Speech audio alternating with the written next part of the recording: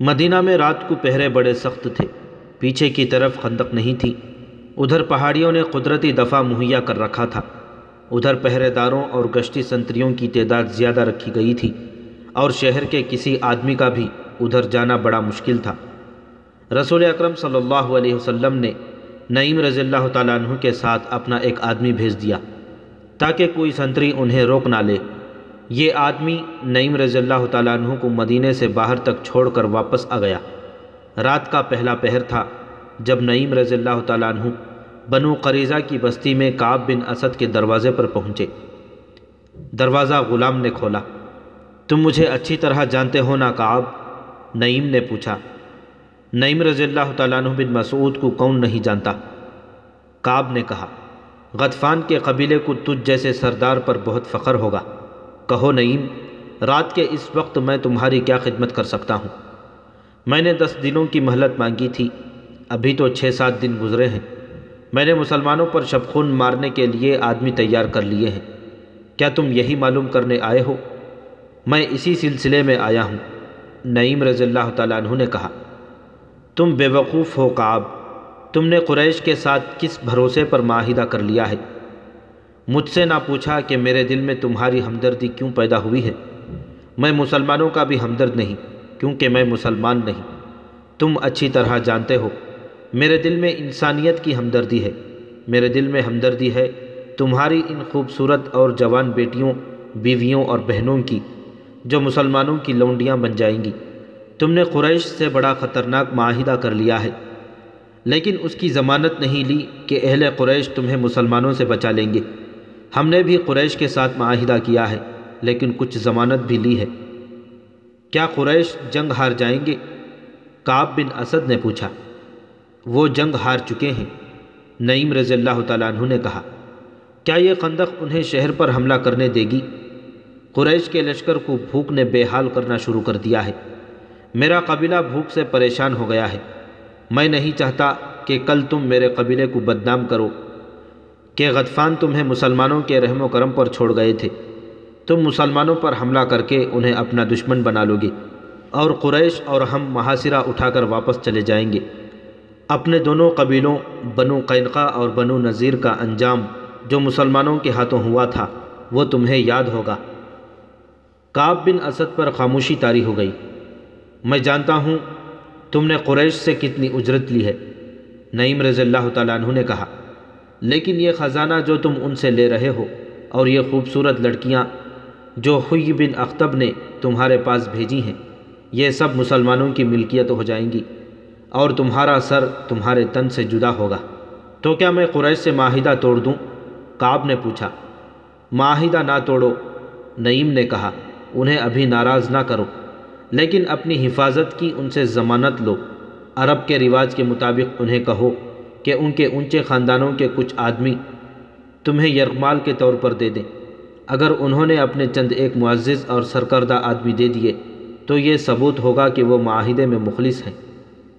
ہاں نعیم، کعب بن اسد نے کہا، میں ان سے یرغمال میں آدمی مانگوں گا۔ نعیم رضی اللہ تعالیٰ عنہ بن مسعود رات کے وقت پہاڑیوں میں چلے جا رہے تھے۔ ان کی منزل قریش کی خیمہ گاہ تھی جو کئی میل دور تھی۔ سیدھا راستہ چھوٹا تھا، لیکن راستے میں خندق تھی۔ وہ بڑی دور کا چکر کاٹ کر جا رہے تھے۔ وہ گزشتہ رات سے مسلسل چل رہے تھے، مگر چھپ چھپ کر چلنے اور عام سفر میں بہت فرق ہوتا ہے۔ نعیم رضی اللہ تعالیٰ عنہ جب ابو سفیان کے پاس پہنچے تو ایک اور رات شروع ہو چکی تھی۔ اس وقت ان کی ہڈیاں بھی دکھ رہی تھیں اور ان کی زبان سوکھ گئی تھی۔ ایک ہی بار بے شمار پانی پی کر وہ بولنے کے قابل ہوئے۔ ابو سفیان نعیم رضی اللہ تعالیٰ عنہ کی دانشمندی اور تدبر سے متاثر تھا۔ تمہاری حالت بتا رہی ہے کہ تم اپنے لشکر سے نہیں آئے۔ ابو سفیان نے نعیم سے پوچھا، کہاں سے آ رہے ہو؟ بہت دور سے، نعیم رضی اللہ تعالیٰ عنہ بن مسعود نے جواب دیا۔ جاسوسی کی ایک مہم سے آ رہا ہوں۔ تم لوگ بنو قریظہ کے ساتھ معاہدہ کر آئے ہو۔ کیا تم بھول گئے تھے کہ یہودیوں کو ہمارے ساتھ جو دلچسپی ہے وہ صرف اس لیے ہے کہ وہ اسلام کو ہمارے ہاتھوں یہیں پر ختم کرا دینا چاہتے ہیں؟ میں بنو قریظہ کے 2 دستوں سے مل آیا ہوں، اور مجھے مدینے کا بھی ایک پرانا دوست مل گیا تھا۔ مجھے پتہ چلا ہے کہ کعب بن اسد نے محمد صلی اللہ علیہ وسلم کا ساتھ نہیں چھوڑا، بلکہ کعب نے مسلمانوں کو خوش کرنے کا ایک نیا طریقہ سوچا ہے۔ تم نے اسے کہا کہ وہ مدینہ میں مسلمانوں پر حملہ کرے۔ وہ اب تم میں سے قریش کے سرکردہ خاندانوں کے چند افراد یرغمال میں ضمانت کے طور پر رکھنے کے لیے مانگے گا، مگر انہیں وہ مسلمانوں کے حوالے کر دے گا اور مسلمان ان افراد کو قتل کر دیں گے۔ پھر یہودی مسلمانوں کے ساتھ مل جائیں گے اور دونوں ہم پر حملہ کریں گے۔ میں تمہیں خبردار کرنے آیا ہوں کہ یہودیوں کو یرغمال میں اپنا ایک بھی آدمی نہ دینا۔ خدا کی قسم نعیم، ابو سفیان نے کہا، اگر تمہاری یہ بات سچ نکلی تو میں بنو قریظہ کی بستیاں اجاڑ دوں گا۔ کعب بن اسد کی لاش کو میں اپنے گھوڑے کے پیچھے باندھ کر گھسیٹتا ہوا مکہ لے جاؤں گا۔ اس نے کیا سوچ کر ہمیں دھوکہ دینے کی کوشش کی ہے؟ اس کی سوچ پر آپ نے شراب اور حسین لڑکیوں کا طلسم طاری کر دیا ہے۔ نعیم رضی اللہ تعالیٰ عنہ بن مسعود نے کہا، کیا شراب اور عورت کسی کے دل میں خلوص اور دیانت داری رہنے دیتی ہے؟ اسے شراب اور عورت کس نے دی ہے؟ ابو سفیان نے کہا، کیا بدبخت کعب اتنی سی بھی بات نہیں سمجھ سکا کہ میں نے اس کے ساتھ جو معاہدہ کیا ہے اس میں اس کی قوم اور اس کے مذہب کا تحفظ ہے؟ اگر محمد صلی اللہ علیہ وسلم کا مذہب اسی طرح پھیلتا چلا گیا تو یہودیت ختم ہو جائے گی۔ تم یہودیوں کو ابھی تک نہیں سمجھ سکے۔ نعیم رضی اللہ تعالیٰ عنہ نے کہا، وہ اپنے دشمن پر بھی ظاہر نہیں ہونے دیتے کہ وہ اس کے دشمن ہیں۔ حیی بن اخطب بھی یہودی ہے، اس نے تمہاری طرف سے کعب کو شراب کا نصف مٹکا اور 2 نہایت حسین لڑکیاں دی ہیں۔ میں جب کعب سے ملا وہ شراب میں بدمست تھا اور دونوں لڑکیاں نیم برہنہ حالت میں اس کے پاس تھیں۔ اس نے بدمستی کے عالم میں مجھے کہا کہ وہ اہل قریش کو انگلیوں پر نچا رہا ہے۔ نعیم، ابو سفیان نے تلوار کے دستے پر ہاتھ مار کر کہا، میں مدینہ سے محاصرہ اٹھا کر بنو قریظہ کی نسل ختم کر دوں گا۔ اس کی یہ جرأت کہ قبیلہ قریش کے سرکردہ چند افراد کو ضمانت کے طور پر یرغمال بنا کر رکھنا چاہتا ہے۔ تمہیں اتنا نہیں بھڑکنا چاہیے ابو سفیان۔ نعیم رضی اللہ تعالیٰ عنہ نے کہا، ٹھنڈے دل سے سوچو اور فیصلہ کرو کہ کعب کو تم ایک بھی آدمی یرغمال میں نہیں دو گے۔ میں فیصلہ کر چکا ہوں، ابو سفیان نے کہا، کیا تم اہل مدینہ کی کوئی خبر دے سکتے ہو؟ وہ کس حال میں ہے؟ وہ کب تک بھوک برداشت کر سکتے ہیں؟ نعیم رضی اللہ تعالیٰ عنہ بن مسعود کو ابو سفیان کے پاؤں اکھاڑنے کا موقع مل گیا۔ میں حیران ہوں ابو سفیان، نعیم رضی اللہ تعالیٰ عنہ نے کہا، کہ اہل مدینہ خوش اور مطمئن ہے، وہاں بھوک کے کوئی آثار نہیں۔ خوراک کی کمی ضرور ہے، لیکن اہل مدینہ کا جوش اور جذبہ ایسا ہے جیسے انہیں خوراک کی ضرورت ہی نہیں۔ اس کا مطلب یہ ہوا کہ ہمارے محاصرے کا ان پر کوئی اثر نہیں ہوا؟ ابو سفیان نے کہا، بالکل نہیں۔ نعیم رضی اللہ تعالیٰ عنہ بن مسعود نے کہا، ان پر محاصرے کا یہ اثر ہے کہ وہ جوش و خروش سے پھٹے جا رہے ہیں۔ ہمارے یہودی جاسوس ہمیں بتا رہے ہیں کہ مدینے میں خوراک تقریباً ختم ہو چکی ہے۔ ابو سفیان نے ذرا پریشان سا ہو کر کہا، وہ جھوٹ بولتے ہیں۔ نعیم رضی اللہ تعالیٰ عنہ نے اسے اور زیادہ پریشان کرنے کے لیے کہا، میں تمہیں پھر کہتا ہوں کہ یہودیوں پر بھروسہ نہ کرنا۔ یہ بتا کر کہ مسلمانوں کی حالت اچھی نہیں، وہ تمہیں اکسا رہے ہیں کہ تم مسلمانوں کو کمزور سمجھ کر کہیں سے خندق عبور کر لو اور مدینے پر حملہ کر دو۔ وہ اہل قریش اور میرے قبیلے غطفان کو مسلمانوں کے ہاتھوں تباہ کرانا چاہتے ہیں۔ میں ان کی نیت معلوم کر لیتا ہوں، ابو سفیان نے کہا اور اپنے غلام کو آواز دی، اکرمہ اور خالد کو بلا لاؤ۔ ابو سفیان نے غلام سے کہا۔ نعیم رضی اللہ تعالیٰ عنہ بن مسعود یہ کہہ کر چلے گئے، میں اپنے سردار غطفان کو خبردار کرنے جا رہا ہوں۔ خالد اور اکرمہ آئے تو ابو سفیان نے انہیں بتایا کہ نعیم رضی اللہ تعالیٰ عنہ اسے کعب بن اسد کے متعلق بتا گئے ہیں۔ غیروں کے سہارے لے کر لڑائیاں نہیں لڑی جا سکتیں ابو سفیان، خالد نے کہا۔ آپ نے یہ تو سوچا ہی نہیں کہ بنو قریظہ مسلمانوں کے سائے میں بیٹھے ہیں، وہ زمین کے نیچے سے مسلمانوں پر وار کر سکتے ہیں، لیکن وہ ہیں تو مسلمانوں کے رحم و کرم پر۔ اگر آپ لڑنے آئے ہیں تو جنگجوؤں کی طرح لڑیں۔ کیا یہ صحیح نہیں ہوگا کہ تم دونوں میں سے کوئی کعب بن اسد کے پاس جائے؟ ابو سفیان نے پوچھا۔ ہو سکتا ہے اس نے نعیم رضی اللہ تعالیٰ عنہ سے کہا ہو کہ وہ ہم سے یرغمال مانگے گا، لیکن تم جاؤ تو وہ ایسی شرطیں پیش نہ کرے۔ کیا تمہیں نظر نہیں آ رہا ہے کہ تمام کا تمام لشکر نیم فاقہ کشی کی حالت میں ہے؟ کیا یہ لشکر خندق عبور کر سکتا ہے؟ یہی ایک صورت ہے کہ کعب مدینے کے اندر مسلمانوں پر شبخون مارنے کا انتظام کرے۔ میں جاؤں گا، اکرمہ نے کہا۔ میں آپ کو یہ بھی بتا دیتا ہوں کہ کعب بن اسد نے یرغمال کی شرط پیش کی تو میں آپ سے پوچھے بغیر معاہدہ منسوخ کر آؤں گا۔ کیا میں بھی اکرمہ کے ساتھ چلا جاؤں؟ خالد نے ابو سفیان سے پوچھا۔ اس کا اکیلے جانا ٹھیک نہیں۔ نہیں، ابو سفیان نے کہا، اگر خطرہ ہے تو میں 2 سالار ضائع نہیں کر سکتا۔ اکرمہ اپنی حفاظت کے لیے جتنے لشکری ساتھ لے جانا چاہتا ہے لے جائے۔ اکرمہ اسی وقت روانہ ہو گیا۔ اس کے ساتھ 4 لشکری تھے۔ اسے بڑی دور کا چکر کاٹ کر بنو قریظہ تک پہنچنا تھا۔ وہ جمعہ کی رات اور تاریخ 14 مارچ 627 عیسوی تھی جب اکرمہ خندق سے دور دور چلتا شیخین کے سلسلہ کوہ میں داخل ہوا اور کعب بن اسد کے گھر پہنچا۔ کعب کو معلوم تھا کہ اکرمہ کیوں آیا ہے۔ آؤ اکرمہ، کعب بن اسد نے کہا، میں جانتا ہوں تم کیوں آئے ہو۔ تمہارے آنے کی ضرورت نہیں تھی، میں نے 10 دن کی مہلت مانگی تھی۔ کعب بن اسد نے اپنے غلام کو آواز دی۔ غلام آیا تو اس نے غلام سے شراب اور پیالے لانے کو کہا۔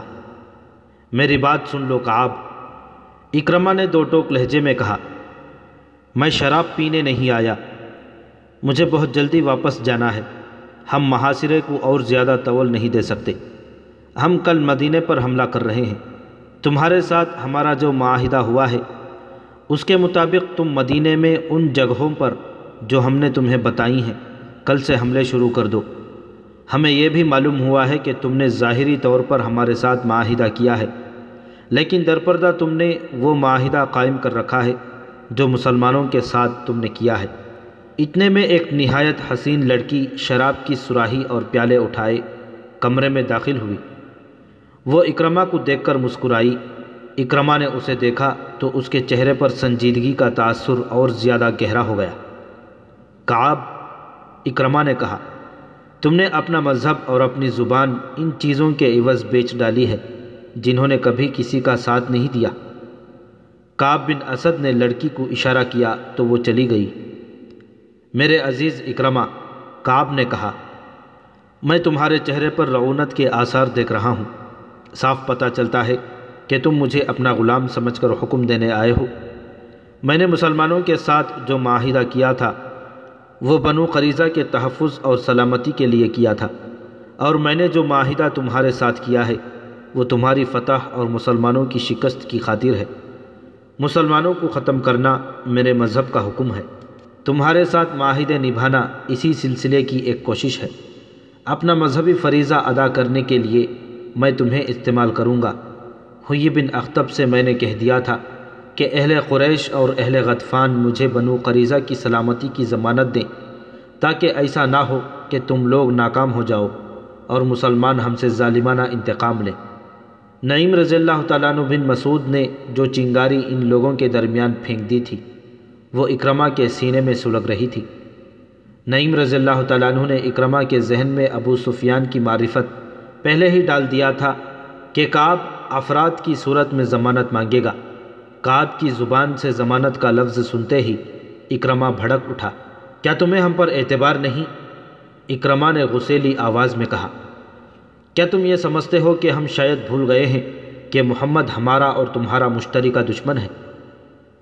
میں یہ نہیں کہتا جو تم کہہ رہے ہو، کعب بن اسد نے کہا، لیکن میں یہ ضرور کہوں گا کہ اپنے مشترکہ دشمن کو جتنا میں جانتا ہوں اتنا تم نہیں جانتے۔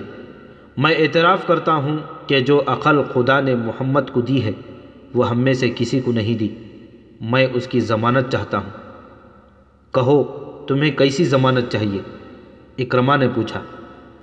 میں اس معاہدے کی ضمانت چاہتا ہوں۔ کہو تمہیں کیسی ضمانت چاہیے؟ اکرمہ نے پوچھا۔ قبیلہ قریش اور غطفان کے چند ایک سرکردہ افراد ہمارے پاس بھیج دو۔ کعب بن اسد نے کہا، میں کوئی نئی بات نہیں کہہ رہا اکرمہ، یہ ہمارا تمہارا دستور ہے، اس رواج اور شرط سے تم واقف ہو۔ میں نے ضمانت کے طور پر یرغمال میں لینے والے آدمیوں کی تعداد نہیں بتائی، یہ تعداد تم خود مقرر کر لو۔ تم جانتے ہو کہ معاہدے کے خلاف ورزی کرو گے تو تمہارے ان سرکردہ افراد کو ہم قتل کر دیں گے، انہیں تم قتل نہیں کرو گے۔ اکرمہ نے بھڑکی ہوئی آواز میں کہا، تم انہیں مسلمانوں کے حوالے کر دو گے؟ کیا کہہ رہے ہو اکرمہ؟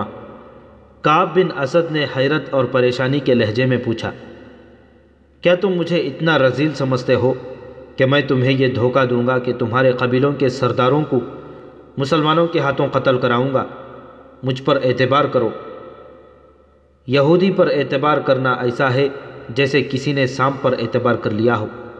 اکرمہ نے غصے کی حالت میں کہا، اگر تم اپنے آپ کو اتنا ہی قابل اعتماد سمجھتے ہو تو کل مدینے میں ان چھوٹے قلعوں پر حملے شروع کر دو جہاں مسلمانوں نے اپنی عورتوں اور بچوں کو رکھا ہوا ہے۔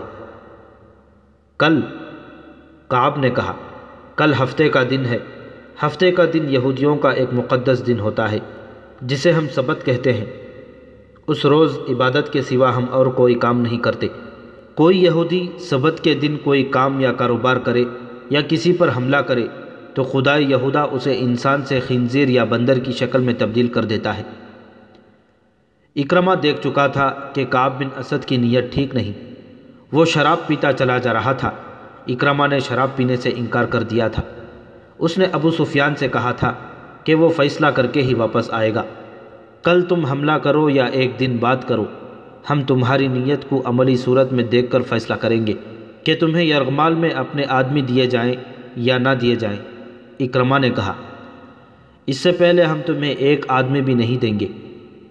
میں کہہ چکا ہوں کہ یرغمال کے بغیر ہم کچھ نہیں کریں گے۔ کعب بن اسد نے کہا، جو ہی تمہارے آدمی ہمارے پاس آ جائیں گے ہم تمہاری منشا کے مطابق مدینے کے اندر کھلبلی مچا دیں گے۔ تم دیکھنا ہم محمد صلی اللہ علیہ وسلم کے پیٹھ میں کس طرح چھرا گھونپتے ہیں۔ اکرمہ اٹھ کھڑا ہوا اور غصے سے بولا، تم بدتنیت ہو۔ تمہاری نیت صاف ہوتی تو تم کہتے کہ مجھے کسی ضمانت کی ضرورت نہیں، آؤ مل کر مسلمانوں کو مدینے کے اندر ہمیشہ کے لیے ختم کر دیں۔ مجھے اگر حکم ہی ماننا ہے تو میں محمد کا حکم کیوں نہ مان لوں؟ کعب بن اسد نے اکرمہ کا غصہ دیکھتے ہوئے کہا، ہم مسلمانوں کے ساتھ رہتے ہیں، ہمیں جو تحفظ ان سے مل سکتا ہے وہ تم نہیں دیکھ سکو گے۔ مورخ ابن ہشام اور ابن سعد نے لکھا ہے کہ نعیم رضی اللہ تعالیٰ عنہ بن مسعود کا چھوڑا ہوا تیر نشانے پر لگا۔ اکرمہ غصے کی حالت میں کعب بن اسد کے گھر سے نکل آیا۔ یہودیوں اور اہل قریش کا معاہدہ جو اگر برقرار رہتا تو مسلمانوں کی کمر ٹوٹ جاتی، یہ معاہدہ کعب کے گھر کے اندر ہی ٹوٹ گیا۔ جب اکرمہ کعب بن اسد سے ملنے جا رہا تھا اس وقت نعیم رضی اللہ تعالیٰ عنہ بن مسعود اپنے قبیلے کے سردار غطفان کے پاس بیٹھے ہوئے تھے۔ اس کے ساتھ بھی انہوں نے کعب بن اسد کے متعلق وہی باتیں کیں جن باتوں سے وہ ابو سفیان کو بھڑکا چکے تھے۔ ابو سفیان نے غصے میں آ کر اکرمہ کو بلایا تھا۔ غطفان نے اپنے سالار عینیہ کو بلا لیا۔ کیا تم نے سنا ہے کہ کعب بن اسد ہمیں کیا دھوکہ دے رہا ہے؟ غطفان نے عینیہ سے کہا، وہ ہم سے یرغمال میں رکھنے کے لیے سرکردہ افراد مانگتا ہے، کیا یہ ہماری توہین نہیں؟ سردار غطفان سالار عینیہ نے کہا، میں پہلے تمہیں کہہ چکا ہوں کہ میرے ساتھ میدان جنگ کی بات کرو، میں آمنے سامنے کی لڑائی لڑنا جانتا ہوں۔ مجھے اس شخص سے نفرت ہوگی جو پیٹھ کے پیچھے آ کر وار کرتا ہے، اور مجھے اس شخص سے بھی نفرت ہوگی جس کی پیٹھ پر وار ہوتا ہے۔ اور پھر تم یہودیوں پر اعتبار کرتے ہو۔ اگر کعب بن اسد کہے گا کہ مجھے اپنے قبیلے کا سردار غطفان یرغمال میں دے دو تو کیا میں تمہیں اس کے حوالے کر دوں گا؟ میں اس شخص کا سر اڑا دوں گا جو ایسا مطالبہ کرے گا۔ نعیم رضی اللہ تعالیٰ عنہ بن مسعود نے کہا، میں ان یہودیوں کو اپنے قبیلے کی ایک بھیڑ یا بکری بھی نہ دوں گا۔ خدا کی قسم کعب نے ہماری توہین کی ہے۔ ابو سفیان کیا کہتا ہے؟ غطفان نے نعیم رضی اللہ تعالیٰ عنہ سے پوچھا۔ یہ بات سن کر ابو سفیان غصے سے کانپنے لگا تھا۔ نعیم رضی اللہ تعالیٰ عنہ نے کہا، ابو سفیان کہتا ہے کہ وہ کعب بن اسد سے اس توہین کا انتقام لے گا اور اسے انتقام لینا چاہیے۔ سالار عینیہ نے کہا، بنو قریظہ کی حیثیت ہی کیا ہے، وہ ہمارے اور مسلمانوں کے درمیان اس طرح پس جائیں گے کہ ان کا وجود ہی ختم ہو جائے گا۔ خالد کو آج مدینے کی طرف جاتے ہوئے وہ وقت یاد آ رہا تھا جب اکرمہ بنو قریظہ کی بستی سے واپس آیا تھا۔ خالد دوڑتا ہوا اس تک پہنچا تھا۔ ادھر سے ابو سفیان گھوڑا دوڑاتا گیا۔ اکرمہ کے چہرے پر غصے اور تھکن کے گہرے آثار تھے۔ کیا خبر لائے ہو؟ ابو سفیان نے اس سے پوچھا۔ خدا کی قسم ابو سفیان، میں نے کعب سے زیادہ بدتنیت انسان پہلے کبھی نہیں دیکھا تھا۔ اکرمہ نے گھوڑے سے کود کر اترتے ہوئے جواب دیا۔ نعیم نے ٹھیک کہا تھا۔ کیا اس نے ہم سے یرغمال میں رکھنے کے لیے آدمی مانگے ہیں؟ خالد نے پوچھا تھا۔ ہاں خالد، اکرمہ نے کہا تھا۔ اس نے مجھے شراب پیش کی اور میرے ساتھ اس طرح بولا جیسے ہم اس کے مقروض ہوں۔ اس نے کہا کہ پہلے یرغمال میں اپنے آدمی دو، پھر میں مدینہ کے اندر شب خون ماروں گا۔ کیا تم نے اسے کہا نہیں کہ اہل قریش کے سامنے بنو قریظہ کی حیثیت اونٹ کے مقابلے میں ایک چوہے کی ہے؟ خالد نے کہا تھا۔ کیا تم نے اس کا سر اس کے کندھوں سے اتار نہیں دیا؟ میں نے اپنا ہاتھ بڑی مشکل سے روکا تھا، اکرمہ نے کہا تھا۔ اس کے ساتھ ہمارا جو معاہدہ ہوا تھا وہ میں توڑ آیا ہوں۔ تم نے اچھا کیا، ابو سفیان نے دبی دبی آواز میں کہا تھا۔ تم نے اچھا کیا، اور وہ پرے چلا گیا تھا۔ یہ کوئی پرانا واقعہ نہیں تھا، 1.5-2 سال پہلے کی ہی بات تھی۔ آج جب خالد مدینے کی طرف جا رہا تھا تو یہ جانا پہچانا راستہ اسے اجنبی سا لگ رہا تھا۔ کبھی اسے ایسے محسوس ہونے لگتا جیسے وہ خود اپنے لیے اجنبی ہو گیا ہو۔ اسے ابو سفیان کا افسردہ چہرہ نظر آنے لگا۔ خالد نے محسوس کر لیا تھا کہ ابو سفیان مدینے پر حملے سے منہ موڑ رہا ہے۔ خالد اور اکرمہ وہیں کھڑے رہ گئے تھے۔ کیا سوچ رہے ہو خالد؟ اکرمہ نے پوچھا تھا۔ کیا تم میری تائید نہیں کرو گے کہ میں اس شخص ابو سفیان کی موجودگی کو صرف اس لیے برداشت کر رہا ہوں کہ یہ میرے قبیلے کا سردار ہے؟ خالد نے اکرمہ کو جواب دیا تھا۔ اہل قریش کو ابو سفیان سے بڑھ کر بزدل سردار کوئی نہیں ملے گا۔ تم پوچھتے ہو میں کیا سوچ رہا ہوں؟ میں اور زیادہ انتظار نہیں کر سکتا۔ میں نے خندق کو ایک سرے سے دوسرے سرے تک دیکھا ہے۔ ایک جگہ خندق تنگ ہے اور زیادہ گہری بھی نہیں۔ ہم وہاں سے خندق کے پار جا سکتے ہیں۔ اگر تم میرا ساتھ دو تو میں آج ہی ابھی اس جگہ سے چند سوار خندق کے پار لے جانا چاہتا ہوں۔ ابو سفیان کسی غیبی مدد اور سہارے کا انتظار کرنا چاہتا ہے تو کرتا رہے، میں تمہارا ساتھ کیوں نہ دوں گا خالد؟ اکرمہ نے کہا تھا۔ کیا میں مسلمانوں کے ان قہقہوں کو برداشت کر سکوں گا جو اس وقت بلند ہوں گے جب ہم یہاں سے لڑے بغیر واپس جائیں گے؟ چلو، میں تمہارے ساتھ ہوں۔ وہ جگہ زباب کی پہاڑی کے مغرب اور سلا کی پہاڑی کے مشرق میں تھی، جہاں خندق کی چوڑائی اتنی تھی کہ گھوڑا اسے پھلانگ سکتا تھا۔ ضرورت شہ سوار کی تھی، پیادے خندق میں اتر کر اوپر چڑھ سکتے تھے۔ اسی جگہ کے قریب تقریباً سامنے مسلمانوں کی خیمہ گاہ تھی۔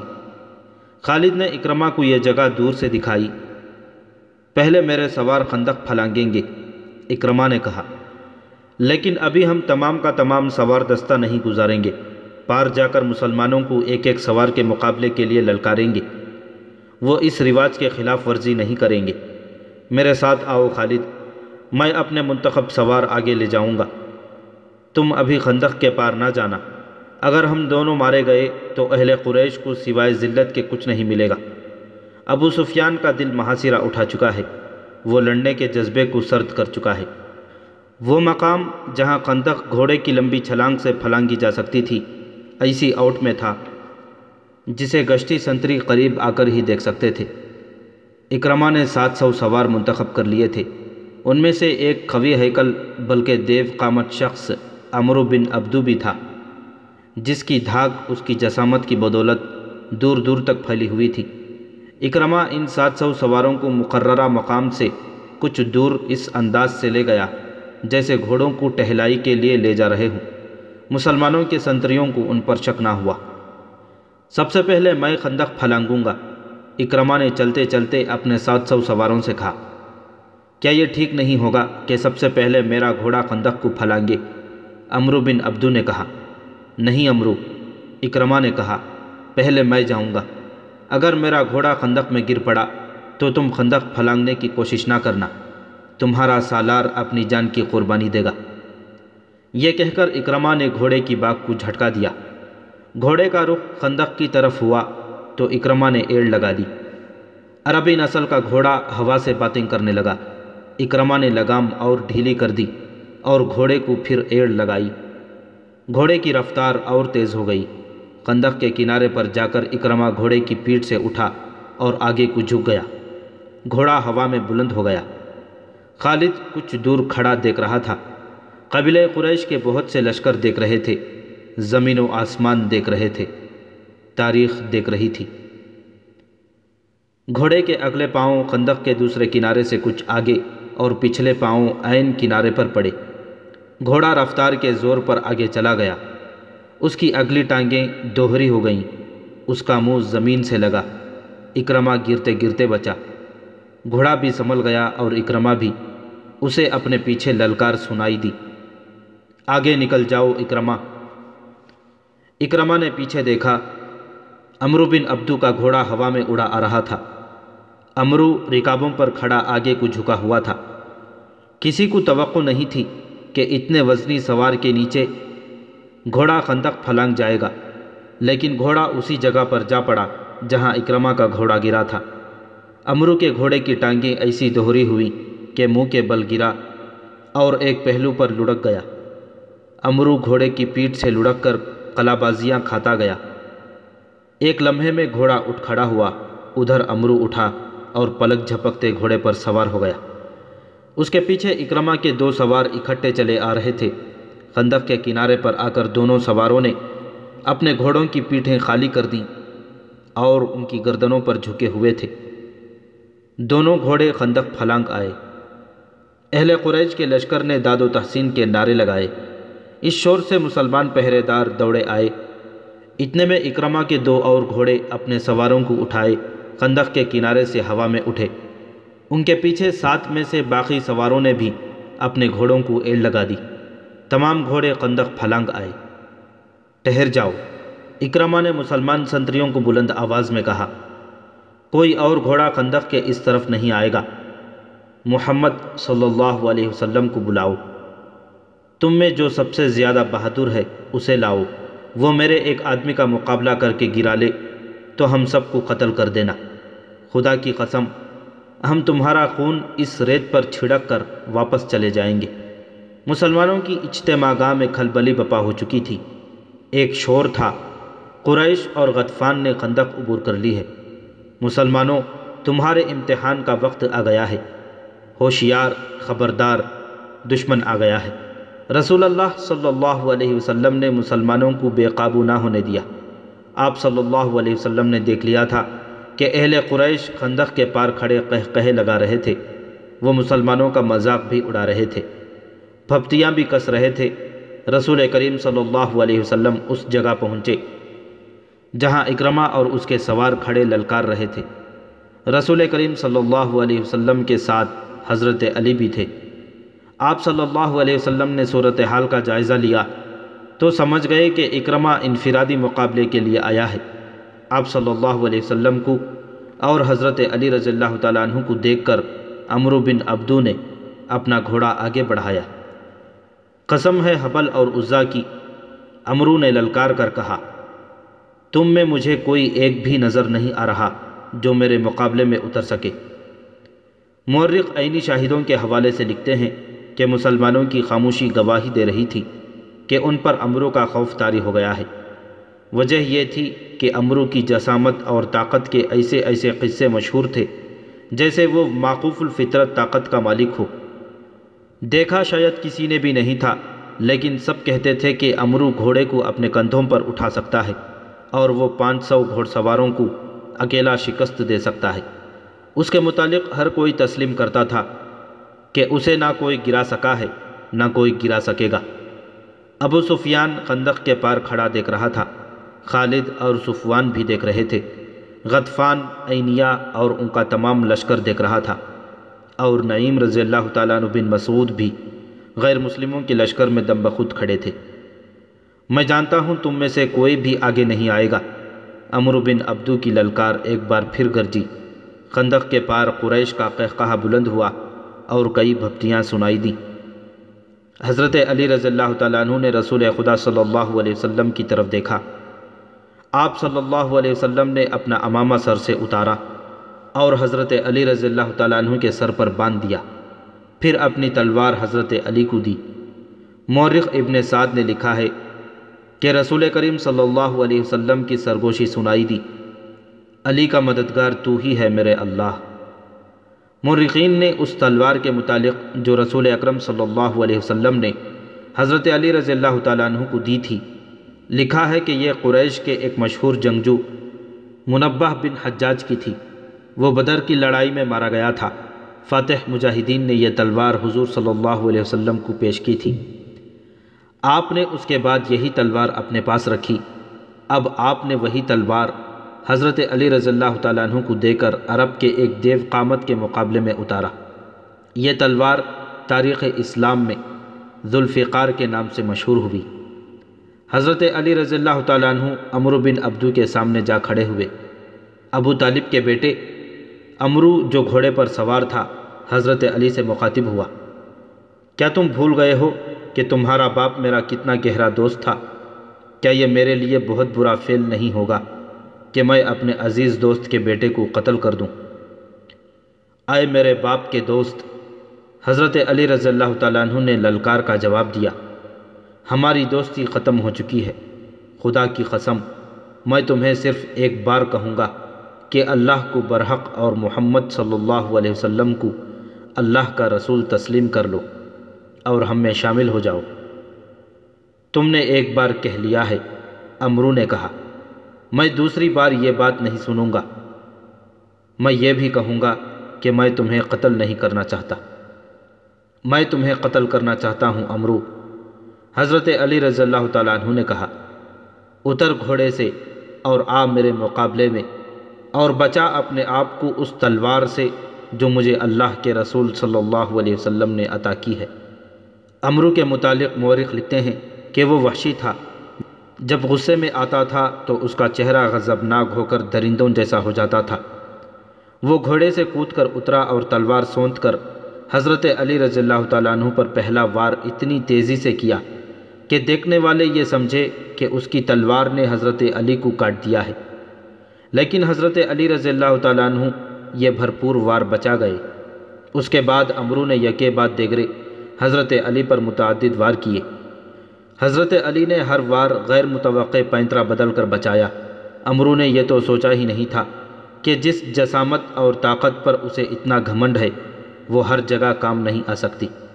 تیغ زنی کے معرکے میں جس تیزی اور پھرتی کا مظاہرہ حضرت علی کر رہے تھے وہ عمرو نہیں کر سکتا تھا، کیونکہ اس کا جسم بھاری بھرکم تھا۔ اگر وہ گھوڑے کو اپنے کندھوں پر اٹھا بھی سکتا تھا تو بھی اس میں گھوڑے جیسی رفتار نہیں تھی۔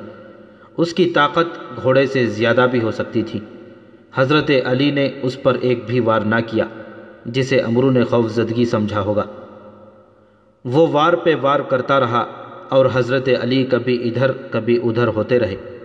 خندق کے پار اہل قریش کا لشکر جو قہقہے لگا رہا تھا یکلخت خاموش ہو گیا، کیونکہ ان کا دیو قامت عمرو وار کرتے کرتے رک گیا تھا اور خاموش کھڑا ہو گیا تھا۔ وہ ہانپ رہا تھا۔ وہ غالباً حیران تھا کہ یہ نوجوان جو قدبت میں اس کے جسم کا 20واں حصہ بھی نہیں، اسے مرعوب کیوں نہیں ہوا۔ دراصل عمرو تھک گیا تھا۔ حضرت علی نے جب اس کی یہ حالت دیکھی کہ وہ اپنی طاقت اتنے سارے وار کرتے کرتے صرف کر چکا ہے اور حیران و پریشان کھڑا ہے، تو حضرت علی نے یہ حیران کن مظاہرہ کیا کہ تلوار پھینک کر بجلی کی سی تیزی سے عمرو پر جھپٹے اور اچھل کر اس کی گردن اپنے ہاتھوں میں دبوچ لی۔ اس کے ساتھ ہی حضرت علی نے امرو کی ٹانگوں میں اپنی ٹانگ ایسے پھنسائی کہ وہ پیٹھ کے بل گرا۔ اس نے اپنی گردن چھڑانے کے لیے بہت زور لگایا، لیکن اس کی گردن حضرت علی کی آہنی گرفت سے آزاد نہ ہو سکی۔ حضرت علی نے اس کی گردن سے ایک ہاتھ ہٹا کر کمر بند سے خنجر نکالا اور اس کی نوک امرو کی شہ رگ پر رکھ دی۔ اب بھی میرے اللہ کے رسول صلی اللہ علیہ وسلم پر ایمان لے آ تو میں تیری جان بخشی کر دوں گا، حضرت علی نے کہا۔ عمرو بن عبدود نے جب دیکھا کہ اس کی وہ طاقت جس سے اہل عرب لرزتے تھے بیکار ہو گئی ہے، تو اس نے یہ اوچھی حرکت کی کہ حضرت علی رضی اللہ تعالیٰ عنہ کے منہ پر تھوک دیا۔ دیکھنے والے ایک بار پھر حیران رہ گئے، کیونکہ حضرت علی رضی اللہ تعالیٰ عنہ خنجر سے اس کی شہ رگ کاٹ دینے کے بجائے اٹھ کھڑے ہوئے تھے۔ انہوں نے خنجر کمر بند میں اڑس لیا اور ہاتھوں سے اپنا چہرہ صاف کیا۔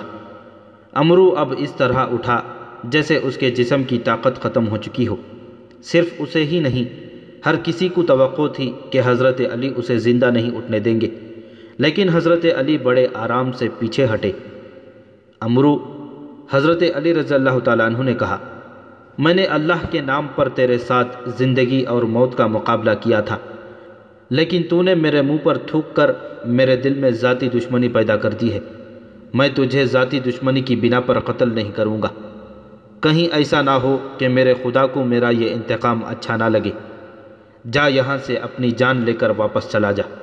عمرو بن عبدو شکست تسلیم کرنے والا آدمی نہیں تھا۔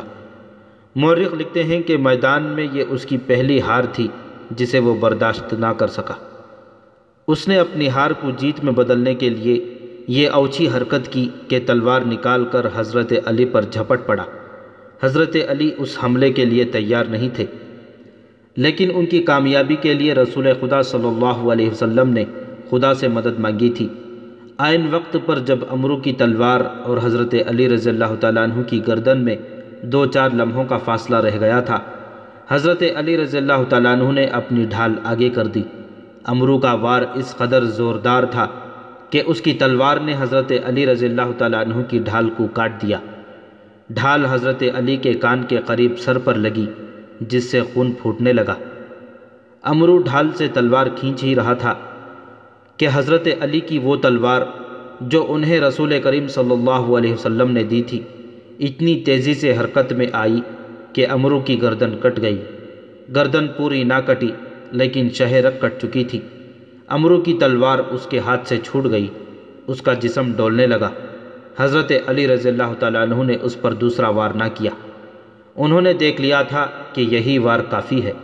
عمرو کی ٹانگیں دوہری ہوئی، اس کے گھٹنے زمین پر لگے اور وہ لڑک گیا۔ عرب کی مٹی اس کا خون چوسنے لگی۔ خندق کے پار دشمن کے لشکر پر ایسا سکوت طاری ہو گیا جیسے پورے کا پورا لشکر کھڑے کھڑے مر گیا ہو۔ اب مسلمانوں کے نعرے گرج رہے تھے۔ عربوں کی رسم کے مطابق اس مقابلے کا دوسرا مرحلہ شروع ہو گیا۔ مسلمانوں کے ایک جیش نے اکرمہ اور اس کے باقی سواروں پر حملہ کر دیا۔ قریش کے ان سواروں کے لیے بھاگ نکلنے کے سوا اور کوئی چارہ نہ تھا۔ وہ خیریت سے پسپا ہونے کے لیے لڑے۔ اس معرکے میں قریش کا ایک آدمی مارا گیا۔ اکرمہ نے اپنا گھوڑا خندق کی طرف موڑ کر بھاگ نکلنے کے لیے ایڑ لگا دی۔ خندق پھلانگنے سے پہلے اکرمہ نے اپنی برچھی پھینک دی۔ ان میں سے ایک سوار جس کا نام خالد بن عبداللہ تھا، خندق کو پھلانگ نہ سکا۔ اس کا گھوڑا خندق کے اگلے کنارے سے ٹکرایا اور خندق میں جا پڑا۔ وہ اٹھ کر کنارے پر چڑھنے کی کوشش کرنے لگا، لیکن مسلمانوں نے اس پر پتھروں کی بوچھاڑ کر دی اور وہ وہیں ختم ہو گیا۔